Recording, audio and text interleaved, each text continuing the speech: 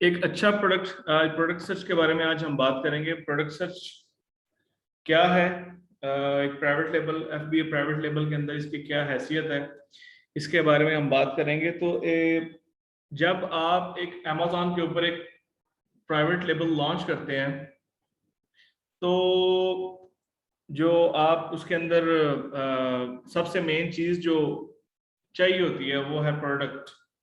तो उसको ढूंढने के लिए जो आप सर्चिंग करते हैं, उसके एनालिसिस चेक करते हैं, सब कुछ चेक करते हैं, उसको जो काम वो सारा आप सरंजाम दे रहे थे उसको कहते हैं प्रोडक्ट रिसर्च। प्रोडक्ट सर्च मेरी नज़र में तकरीबन एक लॉन्च का 50 to 60% हिस्सा है। तो इसके अंदर आपको काफ़ी टाइम लगता है। एक अच्छा प्रोडक्ट अगर आप निकाल लेते हैं तो आप एक अच्छी लॉन्च कर सकते हैं। ठीक है, मीन्स लाइक आपके पास इन्वेस्टमेंट है, सब कुछ है, या आपके क्लाइंट के पास इन्वेस्टमेंट है, सब कुछ है, लेकिन अगर आपने अच्छा प्रोडक्ट नहीं निकाला, यानी आपने एक ऐसे कोई थका हुआ प्रोडक्ट निकाल दिया या ऐसे कंपैरेटिव प्रोडक्ट निकाल दिया जिसकी मार्केट के अंदर डिमांड भी नहीं है, या अगर डिमांड है तो वो हाईली कंपैरेटिव है, अगर उसके बाद कुछ और एस्पेक्ट्स हैं इसके अंदर के वो आपका प्रोडक्ट जो आपको जो चीज़ें आपको अवॉइड करनी चाहिए थी वो भी आपने अवॉइड नहीं की, लेकिन आपके ऊपर एक बंदे ने ट्रस्ट किया और आपने उसकी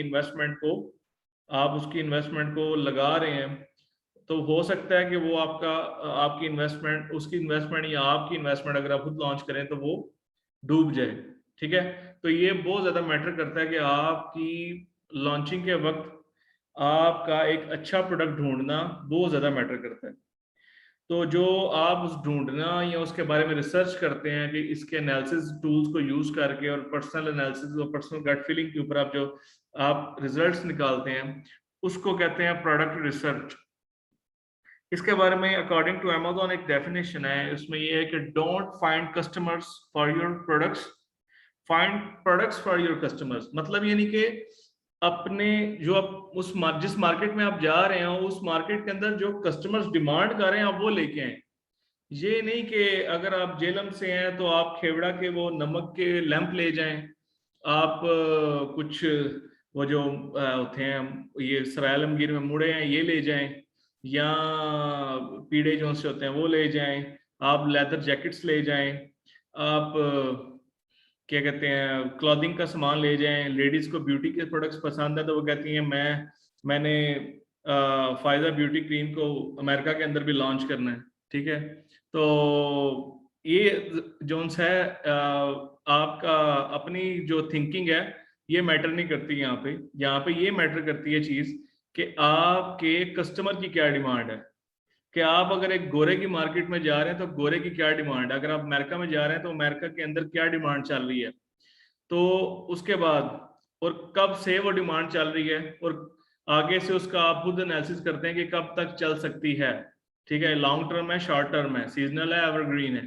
ठीक है, उसके बाद आप सारे स्टैट्स को पार करके जो सारा काम करेंगे उसको प्रोडक्ट सर्च कहलाएगी। वो स्टार्ट करते हैं जी। डेफिनेशन मैंने आपको बताई है। इसके बाद एक और शॉर्ट सी ये आउटलाइन है जी कि आप इसके अंदर क्या क्या सीखेंगे। थोड़ा सा लेंथी टॉपिक है तो प्रोडक्ट सर्च के साथ ही आपकी लिस्टिंग और सोर्सिंग का काम भी शुरू हो जाएगा, तो इसलिए प्रोडक्ट सर्च से शुरू करते हैं। क्या है जी, एक जनरल टर्म है कि Amazon product search is all about analysing current market trend to choose winning items something that can generate high sales. ये एक आम फैम की बात है जी कि आप एक ऐसी प्रोडक्ट निकालें जो अच्छी सेल्स निकाले, अच्छी सेल्स भी निकाले और अच्छी प्रॉफिट भी निकाले। ठीक है, तो the idea is to search for product that you can get for cheap and get sell for competitive prices with the good profit margin। जो मैंने बात की है कि आप एक अच्छी प्रोडक्ट निकालें जो अच्छी सेल करे और आपको एक अच्छी प्रॉफिट मार्जिन दे। ये नहीं कि आपने एक अच्छी प्रोडक्ट निकाली जिसकी सेलें बहुत ज्यादा है लेकिन इन रिटर्न आपको प्रॉफिट मार्जिन मिल ही नहीं रहा, आप उल्टा यहाँ लॉस में जा रहे हैं या ब्रेक इवन पे जा रहे हैं, या आप सिर्फ ये बात पे खुश हैं कि मैं अमेज़न पे सेलिंग कर रहा हूँ या मेरा सेलर अमेज़न पे बहुत अच्छी सेलिंग कर रहा है। तो मेरे वीएस में एक वीए ऐसा भी है माशाल्लाह, काफ़ी इंटेलिजेंट है, लेकिन उससे एक हो गया कि मेरा एक सेलर है तो उसकी सेलिंग $6,000 तक हो रही थी एक प्रोडक्ट की ना, एक ही प्रोडक्ट था तो एक ही प्रोडक्ट की $6,000 तक सेलिंग हो रही थी। तो बाकी उसके 3-4 प्रोडक्ट्स और भी थे, लेकिन वो भी कह लें कि इन स्ट्रगल में थे। तो एक उसका विनिंग प्रोडक्ट था, तो $6000 सेलिंग के बावजूद भी उसको कुछ नहीं था बच रहा, ठीक है। तो जब इतने ज्यादा सेलर हो तो आप आगे से जब आप बीएस रख लेते हैं तो आपका कई दफा ध्यान नहीं भी जाता, 15-15 20-20 दिन आपका ध्यान नहीं जाता फॉर एग्जांपल। तो जब आप देखते हैं, तो जब देखा गया तो काइंडली अपनी तरफ से म्यूट कर लें, बराए मेहरबानी अपनी तरफ से म्यूट कर लें काइंडली। तो जब आप देखा तो पता चला कि ये तो कुछ भी नहीं कमा रहा, ये तो यही 6,000 लगा के भी $200-400 ही कमा रहा है, ठीक है। $200-400-300 ही कमा रहा है बस। वो लाइक वो हमें दे देता है, $300-400-500 हमें दे देता है फॉर एग्जांपल। उसके बाद उसको बच क्या रहेगी, $100-200 ही ऊपर बच रहा है। तो मुराद ये है कि ये बहुत ज्यादा मैटर करता है कि आपको प्रॉफिट मार्जिन भी होना चाहिए। नेक्स्ट ये टॉपिक्स हैं कुछ जो आपके साथ डिस्कस करूंगा मैं। अब जब हमने, क्योंकि आज से हमने साथ इसकी प्रैक्टिस भी स्टार्ट करनी है आज से ही, तो हमने टाइम नहीं लेना ज्यादा। तो प्रोडक्ट सर्च के फैक्टर्स कौन से हैं, मतलब यानी कि किन फैक्टर्स के साथ प्रोडक्ट सर्च का जो दायरा कार है वो घूमता है। यानी ये एक सर्कल है, इस सर्कल के अंदर जो जो चीजें आती हैं वो मेन फैक्टर्स जो से है ना, मेन फैक्टर्स। जब आप टूल्स को यूज करते हैं, एक होते हैं कि आप एक मैकेनिक है, मैकेनिक के पास क्या है, उसके जो औजार होते हैं, पेचकस, प्लास वगैरह इस तरह की चीजें जो सी हैं, तो ये उसके औजार हैं। तो आप अगर ऑनलाइन अमेजोन के ऊपर अगर काम कर रहे हैं तो आपके भी कुछ औजार होंगे जिसको यूज करके आप रिसर्च करेंगे, अच्छे प्रोडक्ट्स निकालेंगे या अपने स्टैट्स बेटर करेंगे। अगर कल को पीपीसी करेंगे तो कीवर्ड रिसर्च की आपको जरूरत पड़ेगी, तो आप उन टूल्स को यूज करेंगे। तो उसमें जब टूल्स यूज करेंगे तो किन चीजों को आप देखेंगे, किन फैक्टर्स को आप देखेंगे। उन फैक्टर्स का, उनमें सबसे पहले आता है बेस्ट सेलर रैंक या बेस्ट सेलर रैंकिंग इसको बोलते हैं, हम बेस्ट सेलर बीएसआर इसको बोलते हैं इन शॉर्ट। बीएसआर क्या होता है कि आप का प्रोडक्ट आपने लॉन्च करना है। जब आप आपने प्रोडक्ट ढूंढ लिया, सब कुछ कर लिया, जब आप प्रोडक्ट लिस्ट करेंगे तो हो सकता है उस जो आप लिस्टिंग करें वो किसी कैटेगरी में करेंगे। लाइक अगर आपने क्लॉथिंग में जाना है, आपने होम एंड किचन में जाना है, आपने स्पोर्ट्स में जाना है, आपने पेट सप्लाईज के कैटेगरी के अंदर जाना है, इसको कैटेगरी भी बोलते हैं और निश भी बोलते हैं, नीच निश कैटेगरी, ठीक है। तो जो आपको लगता है कि ये लफ्ज सही है तो आप वो बोल लें, ठीक है। तो आप आम फैम में कैटेगरी जो सबको पता है, तो कैटेगरी के अंदर आप जिस कैटेगरी के अंदर आपने जाना है, उस कैटेगरी के अंदर जब आप जाके अपनी प्रोडक्ट को लिस्ट करते हैं तो हो सकता है जब आप लिस्ट करें तो आपसे पहले भी कुछ सेलर जो टॉप पे बैठे हो, तो आपकी हो सकता है लिस्टिंग जब आप लिस्ट करें तो हो सकता है वो 5 लाख में नंबर पे हो, या 6 लाख में, 10 लाख में, 12 लाख में। उस कैटेगरी के अंदर आपका नंबर हिट होता है, वो उस नंबर पे हो, उस रैंक के ऊपर हो। तो जब आप लिस्ट कर देंगे, उसके बाद उसकी सारी लिस्टिंग फाइनल कर देंगे, उसके बाद आप जब उसके ऊपर आपका प्रोडक्ट लाइव होगा तो आप उसके ऊपर एडवर्टाइजमेंट या पीपीसी आप चलाएंगे, या आप उससे बायर से ट्रैफिक लेके आएंगे। तो ट्रैफिक जब बायर से आएगी या जो भी होगा, तो जब सेल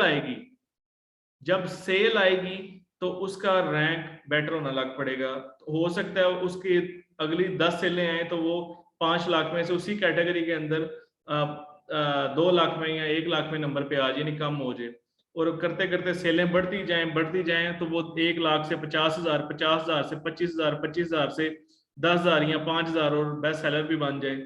तो जो सेलिंग बढ़ती जाएगी आपका रैंक इंक्रीज होता जाएगा, सेलिंग कम होती जाएगी आपका रैंक डिक्रीज होता जाएगा। तो इसलिए हम बीएसआर को जरूर देखते हैं कि इसके अंदर बीएसआर किस लेवल पे है। ये मोस्टली जो प्रोफेशनल है वो जब कोई प्रोडक्ट हंटिंग करते हैं तो जब प्रोडक्ट एवरेज बीएसआर देखते हैं तो वो कहते हैं 1 लाख से ज्यादा बीएसआर नहीं होना चाहिए।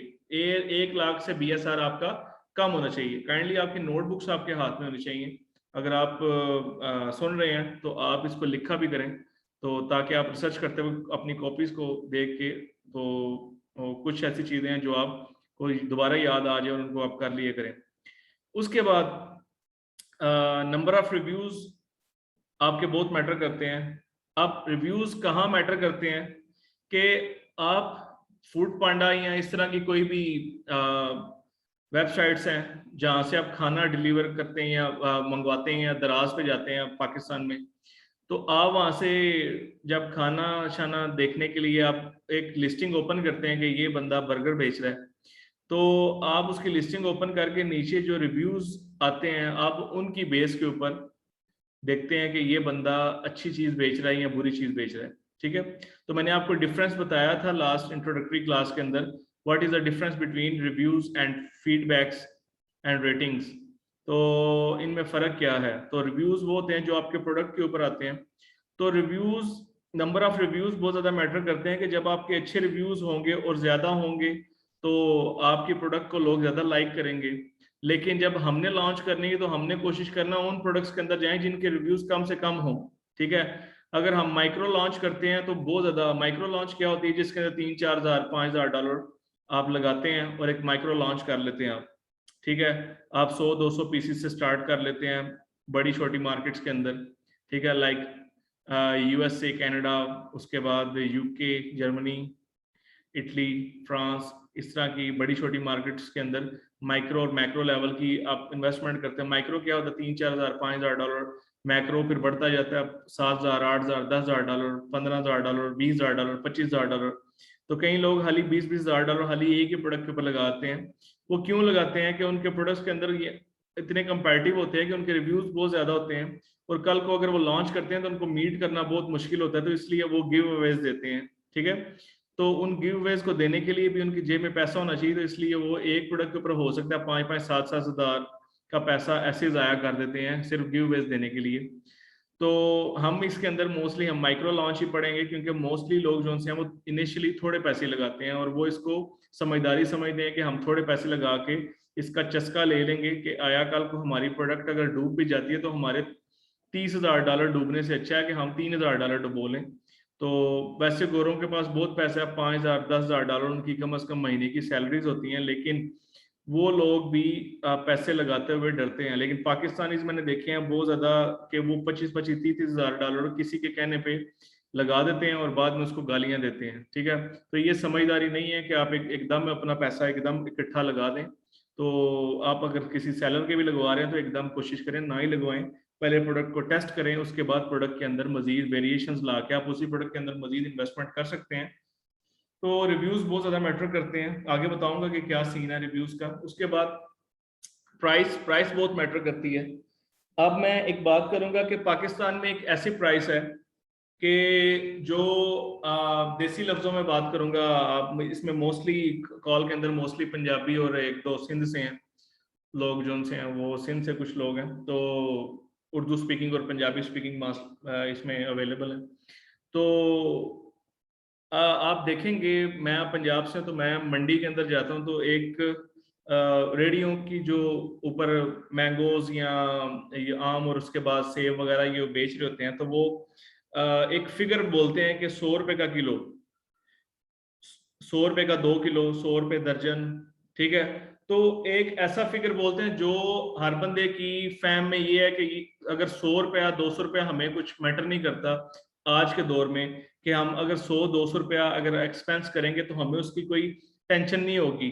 ठीक है, आप अक्सर सुनते हैं लोगों से कि ये आम जो मिडिल क्लास लोग हैं वो कहते हैं जी 100-200-300-400 आजकल के दौर में तो एक बच्चा खा जाता है। ठीक है, तो किसी दौर में बुजुर्ग कहते हैं, किसी दौर में हम जब काम करते तो हमारी 200 रुपए तनख्वाह थी, बिला बिला बिला। तो आज के दौर में 100-200 रुपए की कोई अहमियत नहीं है। ठीक है, तो अब पाकिस्तान में अगर पाकिस्तानीज के आगे 100-200 रुपए का फिगर रखा जाए तो उनके लिए कोई चीज नहीं है एक दिन में खर्च करना। लेकिन अमेरिकन के आगे जो आप प्राइस रखते हैं, तो अमेरिकन के आगे $10-15 $25 $30, ठीक है, $35-40 $50, ये कोई बड़ी प्राइस नहीं है उनके लिए। तो ये इतने प्राइस का प्रोडक्ट अगर हो तो वो आराम से परचेज भी कर लेते हैं। और इसमें इस प्राइस के अंदर अगर आप प्रोडक्ट लॉन्च करते हैं तो इसमें चांसेस होते हैं कि आपको प्रॉफिट मार्जिन भी मिलेगा और आपकी सेल्स भी ज्यादा होगी। जितनी चीज सस्ती होगी उतनी ज्यादा बिकेगी। ठीक है, तो क्वालिटी पे बस ये है कि कॉम्प्रोमाइज नहीं किया जा सकता। प्रोडक्ट के अंदर प्राइवेट लेबल पोटेंशियल है। अगर आपका अच्छा प्रोडक्ट चल जाता है तो प्राइवेट लेबल अगर आप उसको लॉन्च करते हैं तो पोटेंशियल ये है कि आप उसको एज अ ब्रांड लेके चल सकते हैं, ठीक है। लाइक सैमसंग अगर अच्छी एलसीडी बना रहा है तो सैमसंग मोबाइल्स के ऊपर भी है एलसीडीज और दूसरे अप्लायंसेस के ऊपर है, तो उसके प्रोडक्ट्स के साथ जब लेबल लगता है, ठीक है, तो उसको एज अ ब्रांड लेके चल रहा है अपने उन प्रोडक्ट्स को, तो प्राइवेट लेबल उसके बाद कल को आप अपने ब्रांड को फ्लिप भी कर सकते हैं, बेच भी सकते हैं, उसको लॉन्ग टर्म यूज भी कर सकते हैं, बढ़ा भी सकते हैं। उसके बाद प्रॉफिट मार्जिन इसके अंदर प्राइवेट लेबल के अंदर इनिशियली नहीं होता, लेकिन 3 से 4 महीने बाद आना शुरू हो जाता है, लेकिन उस तरह नहीं आता जिस तरह लोग सोच के आते हैं कि जी आज इन्वेस्ट करेंगे और आज से 5 महीने बाद हम 5,000 लगा के 5 लाख कमा लेंगे। तो डबल शाह जिसने मरना था मर गया, अब डबल शाह दोबारा नहीं आएगा, तो इसलिए 5,000 लगा के 5 लाख नहीं कमाया जा सकता। तो रियलिस्टिक होके आपने चलना है कि 20 to 30% प्रॉफिट होता है, लेकिन बच बचा के आपको 10-15% या 20% हाथ मिलेगा, तो इतना प्रॉफिट मार्जिन होता है इसके अंदर। लेकिन ये है कि ये लॉन्ग टर्म अगर चलता है तो ये ऐसा ही है कि अगर आप एक मुर्गी के अंडे खाते रहे तो ये प्राइवेट लेबल इसी तरह की एक मुर्गी बड़ी हो गई और उसके बाद वो आपको अंडे खिलाती जाएगी और आप उसके अंडे खाते जाएंगे, और बेशक आप आगे से इससे मजीद प्रोडक्ट्स भी बढ़ा सकते हैं, ठीक है। तो ये कुछ फैक्टर्स हैं जो यूज होते हैं। बेस्ट सेलर रैंकिंग के लिए नंबर ऑफ रिव्यूज चेक करते हैं कि कल को अगर हम 500 रिव्यूज के अंदर जा रहे हैं तो अगले 6 महीने साल के अंदर हम इसको मीट कर पाएंगे कि नहीं कर पाएंगे, क्योंकि अगर आज 500 रिव्यूज हैं कल को वो 1000 रिव्यूज तक जाएंगे, ठीक है। जब आप 500 पे जाएंगे वो हो सकता है वो 1000-1200 पे चले जाएं एवरेज रिव्यूज, क्योंकि आप नहीं खाली उस प्रोडक्ट के अंदर जा रहे, 500, 1000, 2000 लोग और भी जा रहे हैं उसके अंदर, तो वक्त के साथ जाते जाएंगे। तो आपने ये देखना है कि इसका फ्यूचर क्या है, ठीक है। उसके बाद प्राइस देखनी है कि कौन सी प्राइस के ऊपर आपकी प्रोडक्ट बिक सकती है। उसके बाद पोटेंशियल ये है इसका कि आप इसको ब्रांड बना सकते हैं, आप कल को सेल कर सकते हैं, उसके बाद आप इसको लॉन्ग टर्म लेके चल सकते हैं। प्रॉफिट मार्जिन इसके अंदर आपको अच्छा मिल जाता है, लेकिन लॉन्ग टर्म में जाके BSR और नंबर ऑफ रिव्यूज और प्राइस इसके बारे में मैंने आपको बता दिए। तो वेट एंड साइज,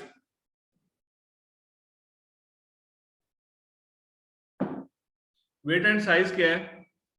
आप कोशिश करें कि आप कोई प्रोडक्ट जब लॉन्च करें तो वो इतनी हो कि एक बच्चे के जूते के डब्बे के अंदर आ जाए। एक छोटा बच्चा है उसके जूते का डब्बा कितना होता है, छोटा सा होता है, बल्कि उससे भी छोटी हो कि आपके हाथ में आ जाए या एनवेलप में आ जाए, ठीक है। क्योंकि अमेज़न पे जब आप प्रोडक्ट लॉन्च करेंगे, ठीक है, तो अमेज़न आपसे स्टोरेज फीस मांगेगा, जो मैंने आपको लास्ट क्लास में बताई थी। तो अमेज़न आपसे स्टोरेज फीस मांगेगा, स्टोरेज फीस मांगने के बाद अमेज़न आपसे क्या कहते हैं शिपमेंट के वक्त आपसे जो किराया मांगेगा, अगर आपके साइज के हिसाब से शिपमेंट में जो उसका CBM बनेगा उस हिसाब से आपसे पैसे मांगेगा। तो इसलिए प्रोडक्ट छोटी से छोटी हो, छोटी प्रोडक्ट्स भी बिकती हैं, मैं भी आपके साथ शेयर करूंगा। तो होप सो ये सेशन अगले 10 मिनट में एक्सपायर हो जाएगा, तो हम नए सेशन में उसको भी डिस्कस करेंगे अगर हम इस सेशन के अंदर पूरा डिटेल में ना कर पाए तो उसमें ये है कि आप एक छोटा प्रोडक्ट छोटा होना चाहिए, उसके बाद वो लाइट वेट होना चाहिए, कम से कम 2-3 पाउंड का प्रोडक्ट होना चाहिए, ठीक है। तो इतने वजन भी उसका कम होना चाहिए। उसके बाद साइज के ऊपर जो है आप कोशिश करें कि स्मॉल स्टैंडर्ड साइज के अंदर ही लेके आए प्रोडक्ट्स जो लॉन्च करें, ताकि आपको या आप किसी के VA बनते हैं तो उसको एक्सपेंस जो है शिपिंग के और स्टोरेज के ना देने पड़े।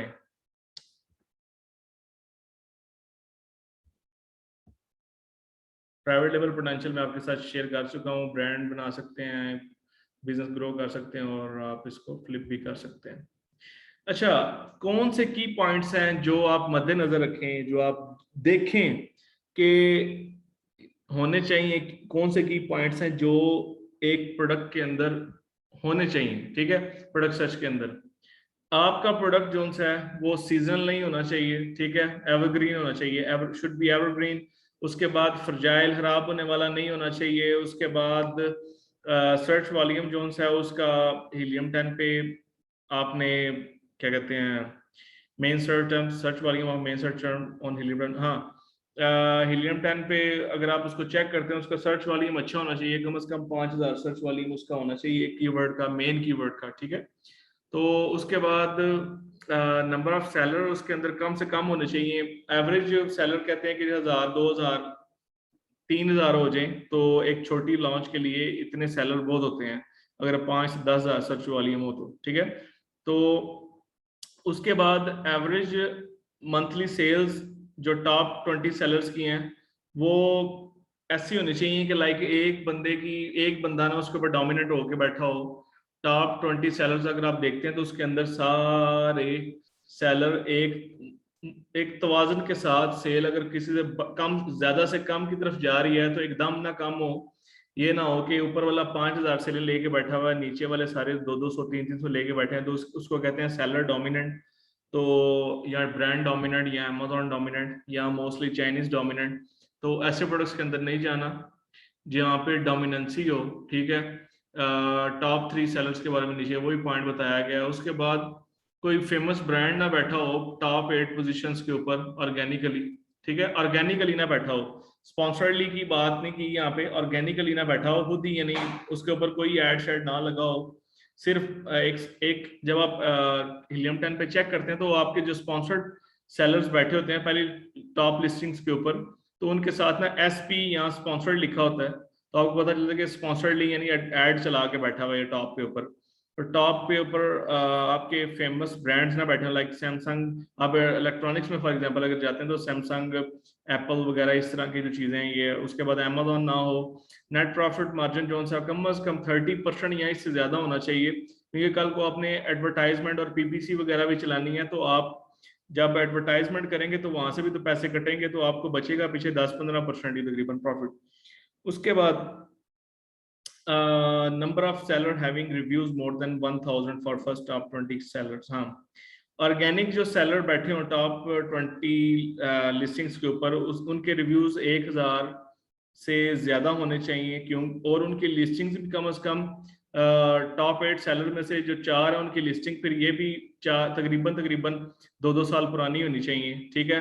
आपने फिर उनका BSR चेक करना है, नंबर ऑफ रिव्यूज, प्राइस और प्राइवेट पोटेंशियल, जो आप देख सकते हैं। उसके बाद प्रोडक्ट रिसर्च के की पॉइंट्स, आप जब किसी सेलर के साथ आप इंटरव्यू करते हैं या सेलर खुद एज अ सेलर है, तो आपके लिए बजट की आपसे क्वेश्चन की जाता है कि वो कहता है एक बंदा मेरे पास इतना बजट है तो उसके हिसाब से मुझे लेके चलो, तो आपने उसको वेल डिफाइन करना है कि ये चीजें हैं, ये स्टैट्स हम हैं, इसके ऊपर हम ये वाले प्रोडक्ट्स लॉन्च कर सकते हैं। अगर कोई बंदा कहता है मेरे पास $3000 है, तो आप $3000 में बताओ कि मैं लॉन्च कर सकता हूँ कि नहीं, तो उसको ना नहीं करनी, वो कर सकता है, लेकिन वो क्वांटिटी छोटी सी कर सकता है और छोटी मार्केट्स के अंदर जाके कर सकता है, लाइक कनाडा के अंदर चला जाए। अमेरिका के अंदर मैं रेकमेंड नहीं करूंगा अभी, क्योंकि अमेरिका के अंदर इस वक्त मेरे अपने सेलर जो से छोटी लॉन्चेस कर रहे हैं उनको बचत कुछ नहीं हो रही, सिर्फ एडवर्टाइजमेंट में अमेजोन पैसे खा रहा है या वो सिर्फ हमारी फीसिस दे रहे हैं, बस दैट्स इट, उससे अलावा उनको कोई बचत नहीं हो रही। तो इसलिए मैं रेकमेंड नहीं करूंगा अभी। अमेरिका, कनाडा बहुत ग्रो कर रहा है, तो आपका कोई सेलर आता है तो आप उसको कनाडा में लेके जाएं। कनाडा के अंदर बहुत ज्यादा सेलें आ रही हैं, आपकी एडवर्टाइजमेंट कम लगती है, आपकी सेलें ज्यादा आती हैं, ठीक है। तो अमेजोन खुद उसको ग्रो कर रहा है, तो इसलिए कनाडा रेकमेंड करूंगा। उसके बाद आप उसको बिजनेस प्लान देते हैं कि बिजनेस प्लान मेरा क्या होगा, कि मैं प्रोडक्ट सर्च करूंगा, प्रोडक्ट सर्च के बाद मैं सोर्सिंग करूंगा, keyword search, content, listing, shipment, ये सारा आप उसको बताएंगे। उसके बाद कैटेगरीज के बारे में आप से पूछ लेता है कोई सेलर के प्रोडक्ट सर्च के दौरान के कैटेगरीज किसके अंदर जाना चाहिए, तो मोस्टली मैं आपको रेकमेंड करूंगा कि जिनके लिए अप्रूवल ना लेना पड़े, नॉन गेटेड प्रोडक्ट्स जो सी हैं, लाइक होम एंड किचन हो गई, किचन एंड डाइनिंग होगी, स्पोर्ट्स एंड आउटडोर होगी, उसके बाद ऑफिस प्रोडक्ट्स होगी, ठीक है, स्पोर्ट्स प्रोडक्ट्स होगी। तो ये प्रोडक्ट्स के अंदर आपको कैटेगरी अप्रूवल नहीं लेना पड़ता, और आप इन प्रोडक्ट्स के अंदर जा सकते हैं। उसके बाद आप अपने माइलस्टोन्स जो से हैं वो सेट करें, कि जब आप प्रोडक्ट सर्च करते हैं तो आप ये देखें कि टॉप और लोअर साइड, आपने हमेशा जब प्रोडक्ट सर्च करनी है, तो आपने जब लॉन्चिंग के लिए प्रोडक्ट सर्च करनी है, तो आपने ये टारगेट रखना है कि मैं जो नीचे से पहले 10 के ऊपर की तरफ जा रहे हैं, नीचे से ऊपर की तरफ जा रहे हैं, मैं उन पहले 10 मंजिलों को पार करूंगा। मतलब यानी एक बंदा 0 से 10 रिव्यूज के साथ 100 सेलिंग कर रहा है, तो आपका टारगेट होना चाहिए कि मैं 100 से 120 या 100-150 करूंगा सेलिंग। ठीक है, तो आपने एक माइलस्टोन सेट कर लिया, उसके बाद आप देखेंगे कि मैं इसके साथ और वेरिएशंस लॉन्च करूंगा, मैं उसके साथ ये करूंगा, वो करूंगा। उसके बाद फिर आप मार्केट एनालिसिस करेंगे, वो मैं आपको नेक्स्ट क्लासेस के अंदर बताऊंगा कि मार्केट एनालिसिस कैसे करते हैं। ठीक है, तो बाकी private label, retail arbitrage, online arbitrage, ये हाँ इसके बारे में हम डिस्कस करें नेक्स्ट। ये पॉइंट आई डाला होगा बीच में। आपका सेशन मेरे हिसाब से खत्म होने वाला है, तो मैं समझता हूँ ये सेशन खत्म करके दोबारा से नया सेशन स्टार्ट करते हैं। मैं इस सेशन को स्टॉप कर रहा हूँ।